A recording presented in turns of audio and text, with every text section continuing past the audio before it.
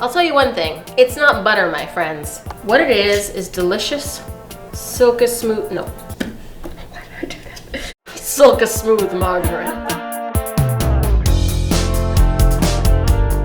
There's a certain problematic pizza chain that I don't particularly care for, but even I have to admit that their garlic dipping sauce is really good. Luckily, we can make it at home. So what's the secret to this delicious buttery sauce?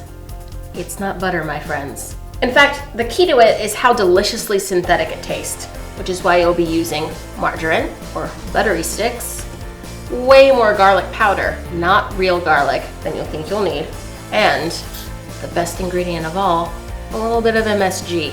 MSG can be kind of hard to find in its pure form, which is why I like to use these little cubes of bouillon which have MSG in them.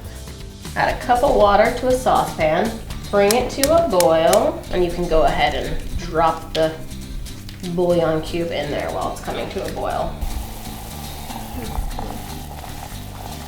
So while that's dissolving, we can go ahead and take our fake butter. We can just put this right in this cup. And then we're just gonna get that in the microwave.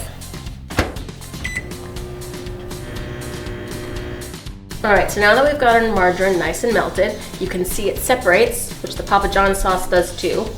We're gonna add our garlic, our salt and sugar, and a tablespoon of our bouillon stock.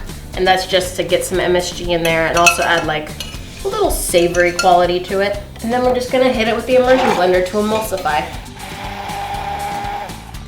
So now that we have our sauce nice and emulsified, we're just gonna pour it into a little dipping dish.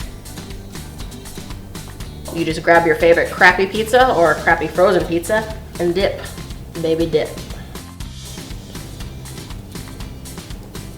Oop. Hi, it's Claire.